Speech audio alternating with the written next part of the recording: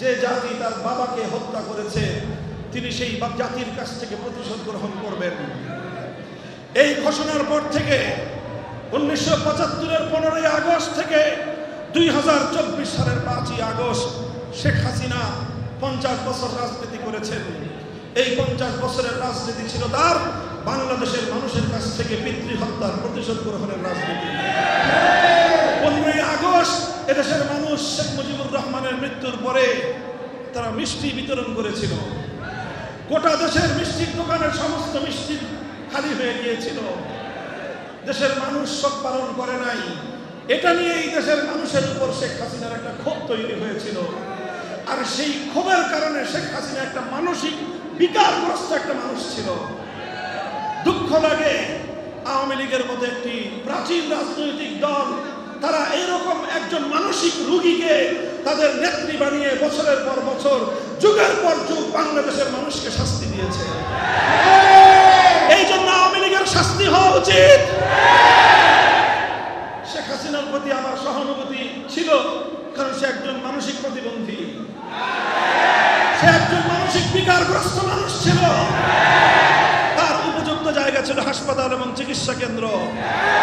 সেটা না করে আওয়ামী লীগের নেতৃবৃন্দ তাকে নেত্রী বানিয়ে গোটা বাংলাদেশের মানুষের বিরুদ্ধে তাকে নিয়ে দিয়েছিল। এরপর শেখ হাসিনা বাংলাদেশের মানুষের মধ্যে রাজনীতির একটা দর্শন চালালো, যেই দর্শন সেই ব্রিটিশ বেনিয়াদের কাছ থেকে সে শিখেছিল। ডিভাইড এন্ড রুল, ভাগ করো শাসন করো।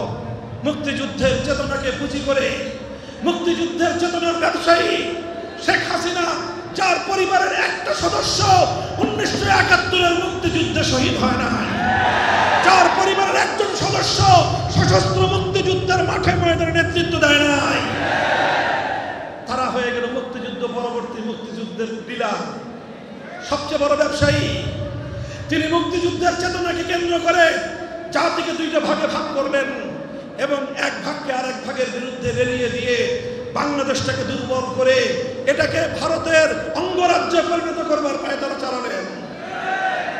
লক্ষ লক্ষ কোটি টাকা বাংলাদেশ থেকে পাচার করলেন। আমার প্রশ্ন হয়, এত টাকার দরকারটা কি? একজন বিধবা মানুষ,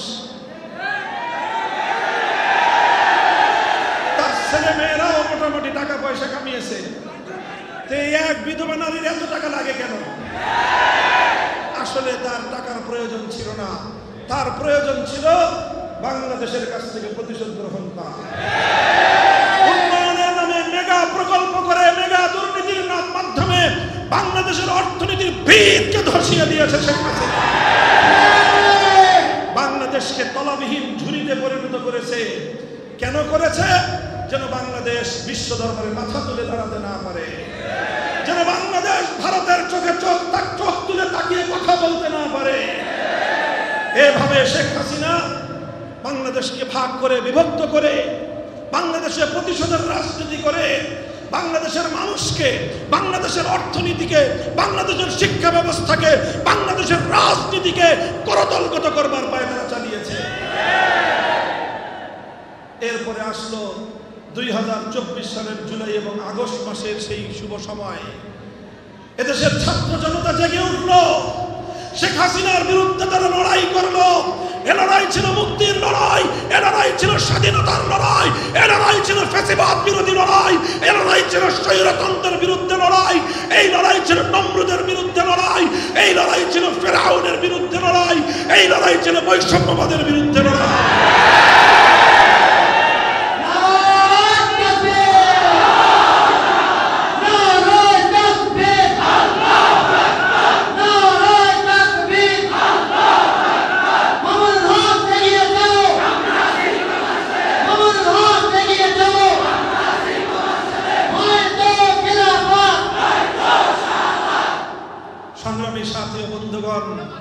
এই যে শেখ হাসিনার মতো এমন একটা ফ্যাসিবাদী শক্তি, আর যেই শক্তিটাকে 15 বছর যাবত বাংলাদেশের সমস্ত মানুষের মতামতকে উপেক্ষা করে, বাংলাদেশের মানুষের সেন্টিমেন্টকে সম্পূর্ণ উপেক্ষা করে, বাংলাদেশের মানুষের ভোটের অধিকার ছিনতাই করে এমন একটা মানসিক বৈকল্যের শিকার একটা সাইকোপ্যাথিস্টকে বাংলাদেশের ক্ষমতার মসনদে জোর করে বসিয়ে রেখেছিল বাংলাদেশের সীমান্তের অপর প্রান্তের একটি শক্তি।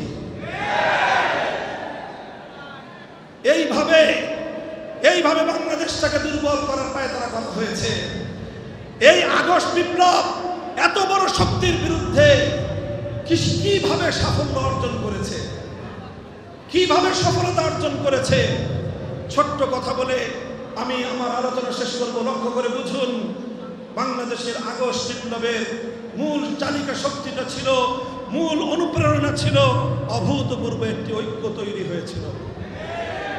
এদেশের ছাত্র জনতা আমাদেরকে চোখে আঙুল দিয়ে দেখিয়ে দিয়েছে কিভাবে ঐক্যবদ্ধ সংগ্রাম করে তুলতে হয়।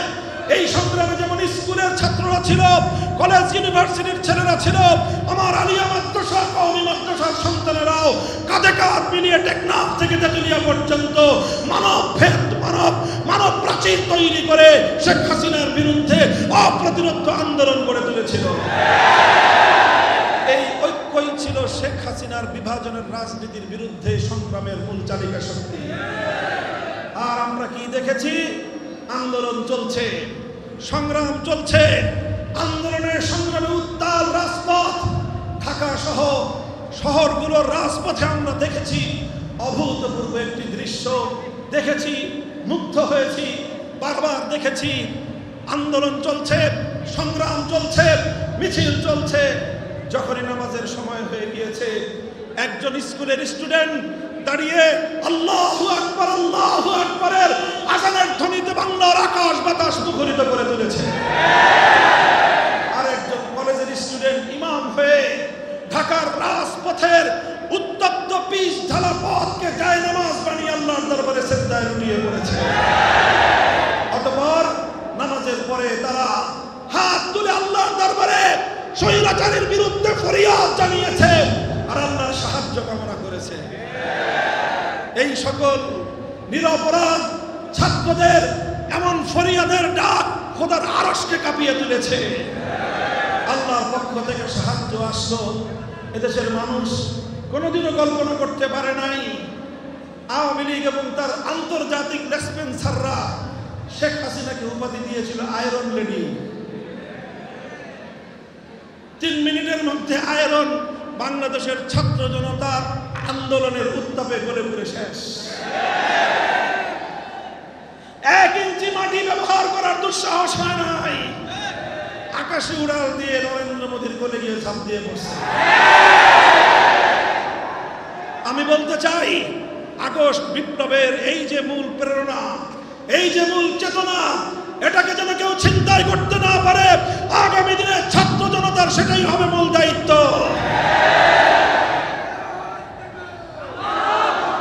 আরেকটা কথা বলি আমি, আরেকটা কথা, শেখ হাসিনার রাজনীতির, আওয়ামী লীগের রাজনীতির আরেকটা বৈশিষ্ট্য ছিল, সেটা হলো রাতের অন্ধকারে সংখ্যালঘুদেরকে কালনাগিনী হয়ে ছোবল মেরে দিনের আলোতে ওঝা হয়ে থাকতে আসা।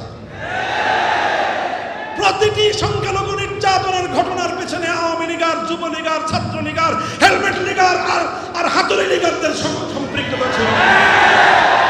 আজকে বাংলাদেশে আওয়ামী লীগ নাই।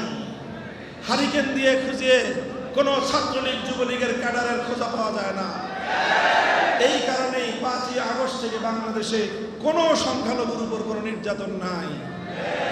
দুর্গা পূজা করবেন আপনারা, নির্বিঘ্নে করুন। হিন্দু ধর্মাবলম্বী ভাইয়েরা, আমরা আলেম সমাজকে দায়িত্ব দিতে চাই, হেফাজতে ইসলামের নেতা কর্মীদেরকে দায়িত্ব দিতে চাই।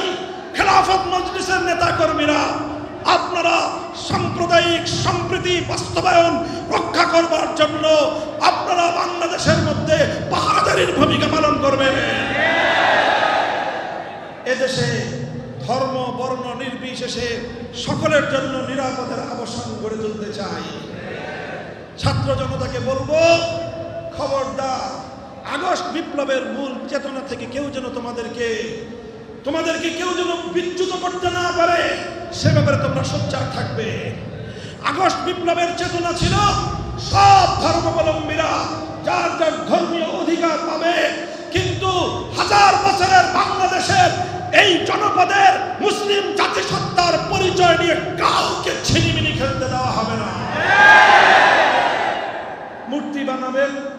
হিন্দু ভাইরা যদি মূর্তি বানান, আপনাদের মন্দিরে যত ইচ্ছা মূর্তি বানান, ভাঙ্গা তো দূরের কথা, নিরাপত্তাহীনতা দেখা দিলে আমরা পাহারা দিব। হিন্দু ধর্মাবলম্বীদের কোন মন্দিরের কোন মূর্তিকে যেন কেউ স্পর্শ করতে না পারে। কেউ যদি হিন্দু ধর্মাবলম্বীদের বৈধভাবে নির্মিত কোন মন্দিরের কোন একটি মূর্তির গায়ে হাত তুলে সে হাত আমরা ভেঙে গুড়িয়ে দেব।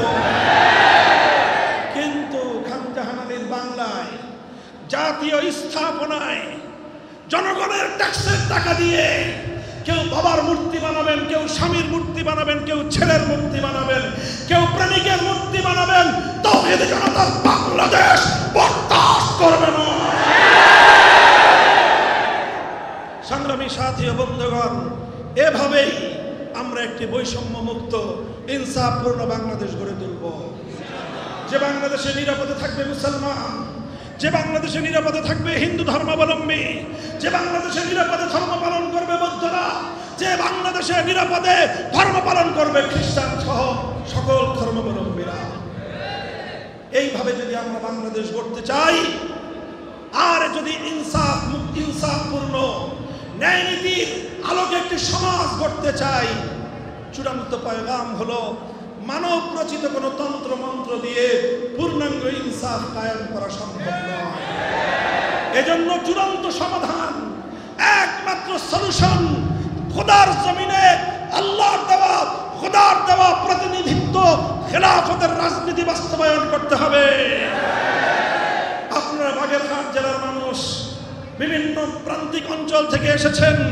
প্রতিটি ইউনিয়ন ওয়ার্ডকে বাংলাদেশ খেলাফত মজলিসের দুর্গ হিসেবে গড়ে তুলুন।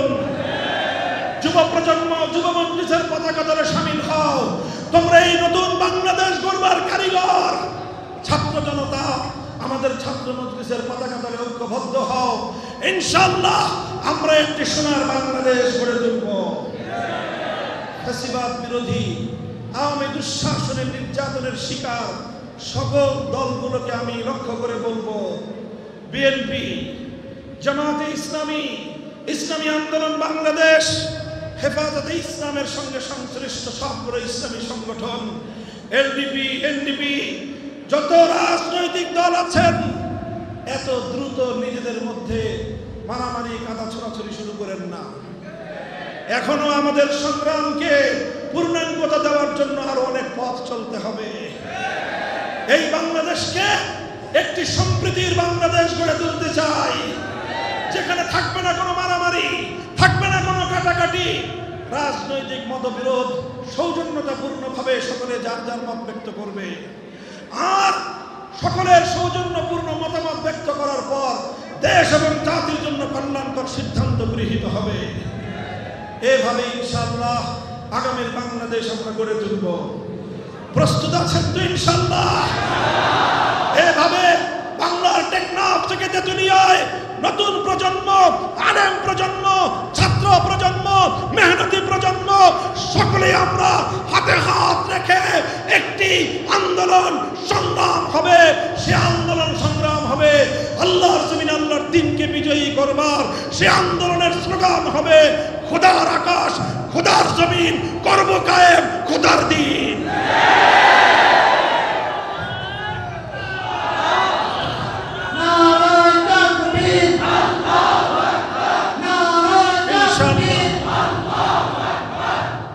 মুক্তির রাজপথ ইসলামী খেলাফত, মুক্তির রাজপথ।